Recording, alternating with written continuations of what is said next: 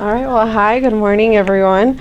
My thesis explores space theory and community development of people from Las Vueltas, Mexico in the northwest suburb of Chicago, Woodstock, Illinois. I conducted 10 oral history interviews with various individuals that I define as Vuelteños. Vuelteños are individuals that have immigrated from Las Vueltas, Mexico and currently reside in Woodstock. Vuelteños can also be individuals from the second generation, so the children of these immigrants, and they were born in the United States, but their families are from Las Vueltas. The oral history interviews were structured to reflect on the experiences of the Vuelteño community and what they faced in adjusting to this small town in the United States, as well as reflecting on the experiences immigrating to the United States. So the thesis and research that I've incorporated into it heavily focuses on space theory and community development, or in other words, I'm trying to dissect how communities develop in new spaces and how the spaces transform after being introduced to a new community of immigrants from a different country. Combined with the oral history interviews and all the thesis research, it helps me to see how the drive to achieve the American dream and obtain cultural collectivity play in the development of the community. The benefits of the thesis project are I'm giving a voice to these Vuelteño immigrants from Las Vueltas about their experiences in this space. This serves as an outlet to them and helps them better understand how the American dream and their need to have this sense of belonging play with how their lives are in the United States. The process of conducting the oral history interviews has similar benefits to how one feels after conducting a testimonial. These interviews work to combine a series of testimonials. They all reflect their own personal histories and struggles and how they empower themselves as the people they are today. So now I will pose my two research questions that by the end of this presentation, I hope that you to your own extent can answer for yourself in context to Woodstock. So one, why Woodstock, Illinois? And two, in what ways has Woodstock, Illinois grown and changed to accommodate for the increase in population from Mexicans from Las Vueltas, but also from all Latinas and Latinos in general, because the evolution that we're gonna see in Woodstock has affected not just people from Las Vueltas, but all Latinas and Latinos in that space. So now I'm gonna switch over and talk about the two of the most important theories that I utilize in my thesis. One is from the production of space, and for my lack of being able to pronounce his French last name, I'm going to shorten it respectfully to Lefebvre. And this section of my work is titled The Denaturalization of Space. So what does that mean? Lefebvre is saying that space is produced and imposes behavior. And by imposing behavior, we're saying that space embodies the social relationship that exists in this community. So space is a means of control, domination, and power. So I'm gonna focus mostly on this, I didn't know I can't see it, okay. So this conceptual triad. There's three parts to this triad. The first one is spatial practices. The second one is representations of space, and the third is representational spaces. So these three components are synonymous, and for the purpose of simplicity and having full understanding, I used different words to describe the conceptual triad after I explained the three in my paper. The three words were the perceived, the conceived, and the lived. So the perceived is the literal space that you're talking about. The conceived is the representations of spaces. So what was conceptualized and what was planned for this space or what was imagined. And the third is the lived. So what's the lived reality of what people actually utilize the space for? And before continuing on, I kind of just want to apply it to a quick example, just in case like those all just sounded like a bunch of words kind of mumbled together. So I'll use, for example, where I live on campus. It's a house, so that would be the perceived, like this 4-bedroom house that I live in. The conceived would be what the architects who designed the house created it for. It has one master bedroom and two other bedrooms upstairs, and then downstairs it has a living room, a dining room, a kitchen, etc. However, the way we live in that community, it's not a family that lives there, like the parents in the master bedroom, the 2 kids in their rooms, and then the living room and the dining room. We actually have 4 college female students who live in that house instead, so it's not like the parents live in the master bedroom, it's like seniors live there, rank, like, you know, you kind of figure out who gets the big rooms, who gets the small rooms, and we turned the dining room into the 4th bedroom so that we could have the 4th roommate there. So that kind of breaks down. The house is the literal space, conceived is what was planned for it, and lived is what we turned it into and we utilize it for. So now moving on to the second theory that I applied mostly is from Logan and Molich. This section of my paper is space, attachment, and cultural collectivity. So my focus here was researching the way people get attached to space, how people conceive and imagine space, and the social construction of cities. So Logan and Malich state that any given piece of real estate has both a use value and exchange value. So a quick way to really explain what he's really saying with that could be an apartment building example. So for example, for someone who lives in an apartment, that's their home, that's their space, that is their use value. For the realtors who lease that apartment out to people, that's their rent, that's their like income, so that's their exchange value. That's what they're utilizing that space for. So this concept of use and exchange values is crucial to my analysis on formation of a community of Vuelteños in Woodstock. The most important piece of knowledge to understand from Logan and Malich's work is that there's an intersection between exchange and sentiment in a space, and the work really recognizes that the push for growth and rent, so exchange values, isn't the only forces that drive space. Space is also very driven by sentiment and use values in neighborhoods. So the focus on an individual's psychological attachment to a space and the need to feel this presence of cultural collectivity where you're in a space. That way you can feel attached to it, and that's crucial to have that in whatever space you're living. So now I'm going to introduce you to the two spaces that are in my research. The first is Las Vueltas, Mexico. It is a small pueblo situated in el Estado de Mexico, so LDF. It's about 3 hours from the city. Population is 1,041.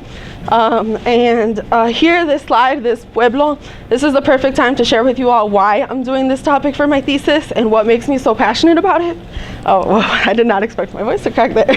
I love Las Vueltas. I love my family, my community, and where I come from. So I could not have been more honored to revolve my senior honors thesis on a place that's so close to my heart. And then Woodstock, Illinois. This is located, it's a northwest suburb of Chicago. It's a very big difference, right? Purposely picked the snow picture too. It's about 51 miles out from downtown. Population 25,146. So already just with that, like the pictures, the dynamics of those spaces, that's already a really big difference. So now we're gonna go into, I divided my paper out into three different categories. The first one is history of settlement. So this starts off with our original Vuelteño settlers, the individuals who discovered Woodstock, Illinois. I was able to interview a few of them. One of them was Carla Carbajal, who is, well, my grandpa, and he's also a handful of, he's the first 5 to 7 people from Las Vueltas, Mexico who lived there. And I also interviewed the daughter of Felipe Ortiz, who's also in that handful. So I got a little bit of perspective of someone themselves and also their child and how they felt about them being one of the first people to live there. So the main factors that were involved with discovering Woodstock, Illinois was seeking financial security or financial stability and occupational security. So Woodstock, it's a prime location for factories. It's located, like there's a lot of different interstates and like areas, so there's a lot of flow coming in. There's a lot of factories in that area. So it's really appealing and it's high paying compared to what the jobs the Vuelteño immigrants were used to. So working in a rancho, field work, when they initially immigrated, if they lived in California, like being busboys at restaurants, for females, cleaning people's houses. So like discovering like this like abundance of factory jobs was a really big role in what attracted people to come here. Let's see. The second part of the paper is growth of community. So in addition to factory jobs, once Vuelteño settlers started coming to Woodstock, Illinois, they started having various other jobs. Throughout the interviews, something I was really able to notice was this increase in family-owned businesses in the community. So this ranged from a lot of different things. Could be local landscaping companies that people started, mercados. So this also has to do with a lot of like now culturally, now you have the food that you're looking for, the like the materials you need to feel like you're in your space and to feel like you're in Mexico, and also restaurants. So a lot of family-owned restaurants that offer quality Mexican food. Also up to even like wired transfer businesses. This is a little later on once we're getting a little bit more technological. But yeah, so we start seeing a lot of these family-owned businesses. Reason why this is really important is because now that people from Las Vueltas are the ones owning these businesses, they have jobs to offer to people. So now like you have this sense of comfort where you know people, but now like people that you know can offer you jobs. So you have this like really like network network helping you to find employment. Also, like I said, just it's really important about this sense of comfort that this attracted people to Woodstock. Knowing people in the town, being able to network that support system is crucial, especially because one of the biggest barriers that came out from the interviews was language barriers. So being able to have people in a community that know where you're from and can communicate with you was very important. And then the last part of the paper is community building. So here we're talking about the cultural evolution of Woodstock, Illinois, so space becoming more welcoming to Mexicans. What I noted a lot in the interviews was this collectivistic community. Volteños were always willing to lend a helping hand. You guys had multiple families living in people's houses. So the daughter of Felipe Ortiz that I interviewed, throughout her interviews, I asked her about her childhood. What was your room like, your bedroom? What was your house like? How did you feel about it? She loved it. She said it was more than comfortable, but that there was always like different families coming in and out, living in the basement, her sharing her rooms. And this is a very frequent thing that as the community starts to grow, you see that. So it's a very supportive of each other, and just that collectivism, you see that a lot. And that's like something that you get from that Mexican culture that you have. What is that first word? Vuelteños. This is like any immigrant or a child of an immigrant that has immigrated to the United States from Las Vueltas. Okay. So you could translate it to Mexican if you're just generalizing what country they're from, but I specify it down to Las Vueltas, the little small town that they're from. And then the quote here, it's being in a small town where they knew a few people was, and it actually cuts it off here too, so I can't really say what it said, but and then the last thing I want to talk about is just the future of the community. So now in the paper, I wish I could delve more into everything I talked about, but it talks a lot about how the original settlers were from the Bracero area, so a lot of them were Braceros, but a majority of the settlers from Las Vueltas were coming from the era of undocumented immigration. So that's where the majority of people are coming from. And those were first generation immigrants. And for them, what I saw in their interviews, something I really wanted to ask them is do you see yourself living in Woodstock forever? First generation immigrants, yes. That's where they've established themselves, that's where their families are, that's where they plan on staying. But then now that we have second generation, even third generation now immigrants from Las Vueltas coming, I started seeing kind of the tables turning, because you have this new college generation of Vuelteños that are present now. So for them, what you see is they're from Woodstock. That's where they feel. So if you're familiar with De Genova's work, he refers to Mexico being beyond Mexico, or seeing Chicago as a part of Latin America. So now we're starting to see that too, because although now there's generations of Vuelteños that are going to college, and perhaps they don't see themselves stuck in a northwest suburb of Chicago the rest of their life. Maybe they want to travel to a different state or go abroad or see different things in the world. They always are going to come back to Woodstock for holidays. So basically, this place that you used to go to Mexico, for your holidays, for your vacations, now it's going to be coming to Woodstock. So Woodstock has kind of transformed itself into its own Las Vueltas within Chicago. And yeah, that's it. All right, thank you. We have time for a couple of questions. Okay.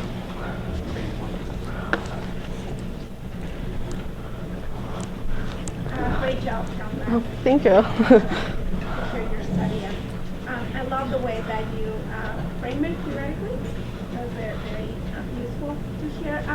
I do have a couple of questions. You talk about the community of Vuelteños as being particularly collectivistic and have a sense of strong solidarity. And I wonder whether you identified any counter-narratives to that narrative. And how would you think about, I'm going to ask this question. What do you think about, given, sort of your collective knowledge in Latino studies, about casting particular communities of Latinos as either particularly collectivistic and sort of family-oriented? Are there any of your interviews kind of shed light on how we can think about that more? Yeah. Okay. So I think I understood the question, to my extent. I didn't see any very blunt counter narratives where it was someone doesn't really identify with that collectivist Mexican tradition. What I did see though is as I interviewed a few people who are second generation, and you kind of start to see this trend where they're more Americanized, so you kind of start to see a little bit more individualistic qualities in them. So also kind of going back to this temporary versus permanent. First generation immigrants, like if you have like kind of like a spectrum, completely collectivistic. They don't see themselves leaving because that's where their family is, and for them that's what they need. And as you kind of evolve and you have the second generation, they're going to college, they are more focused on career, on education. So like, not that they're not tied or that they're family oriented, not that they're connected to their family, but for them, like, that's not the priority of what kind of space they need for themselves. They're more focused on like what they need to like further their education and their career. So I kind of start to see that trend, but not like, that's like the best I got as out of like a counter narrative to like a collectivist trend. Did that answer your question? Okay.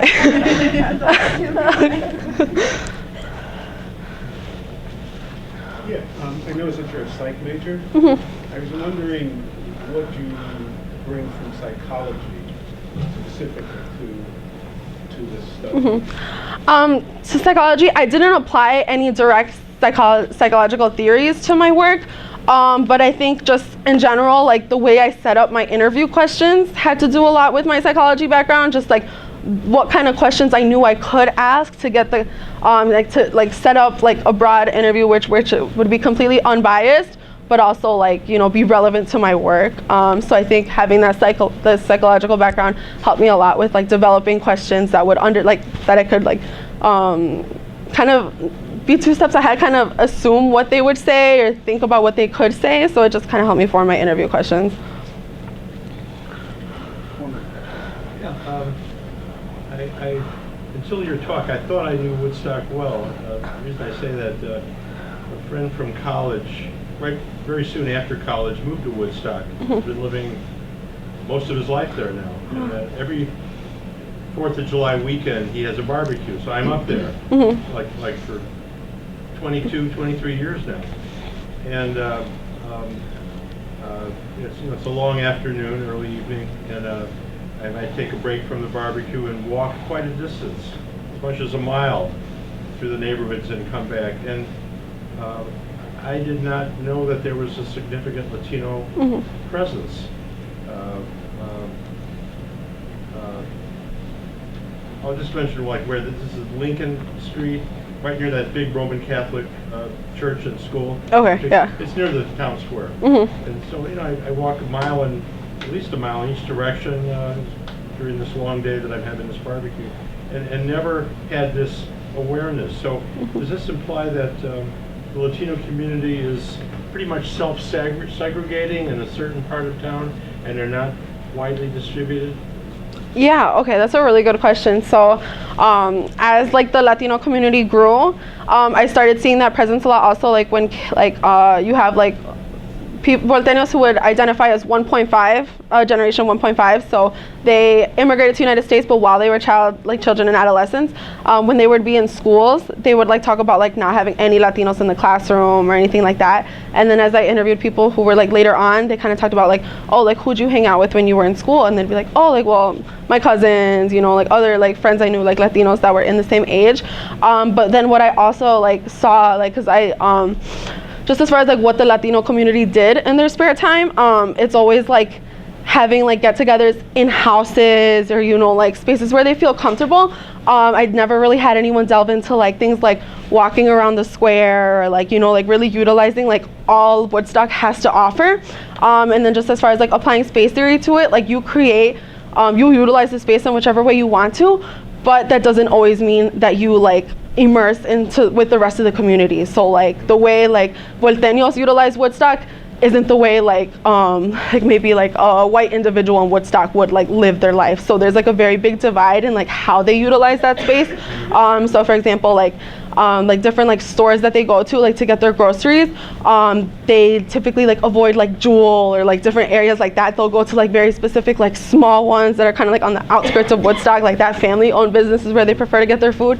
So like even though they're living in the same community and all the children go to school together, their lives are still like, yeah, it's like very much segregated just in the way they utilize the space. So like the town square, you know, like where the old opera house is and the old county jail, which is now a restaurant, you know, that's not a focus of socializing for the Latino community. No, I would want to say, also from personal experience, just like how I would see people like living in that space, I honestly want to say the extent of it is like going to the movies. Like, so like on that side of the square, if you know where the old movie theater is. But as far as like all the cafes, all the stores that are in there, Woodstock Square doesn't get utilized as much for Latinos. Thank you. Yeah, thank you. I like that question. Thank you very much. Yeah, thank you.